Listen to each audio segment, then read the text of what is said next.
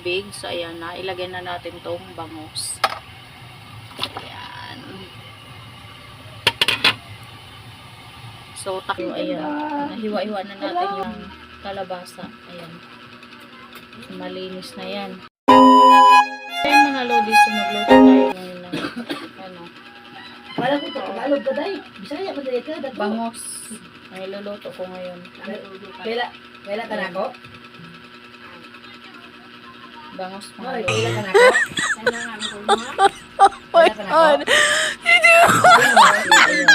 Hiwa-hiwa na natin yung mga lamas at may talbos ng kalabasa. Ayan. Malinis na yan. So tara na mga lodis, magluto na tayo para may ulam tayo ng tanghalian at makakain na rin yung ating anakan. Ayan. Pag anakan talaga kailangan lagi may sabaw. Para madihilo yung allergy yung bata kasi nangangati yung katawan ng bata pag nakakain yung nanay ng manok. Tapos yung isdang tilapia. Kaya ang binibili ko yung isdang bangos, tapos yung ano pang tawag nyo, nung pula na isda. Bawal din sa tulingan yung nanay kasi nakakabinot. Minsan karning baboy ang pinapaulam namin. Ang bulak niya.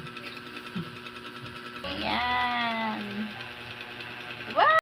Dahil kumulo-kulo na yung ating pinakuluan na tubig. So ayan na, ilagay na natin tong bangus. Ayan. So takpan natin ulit. So ilagay na natin tong talbos ng ayan, kalabasa.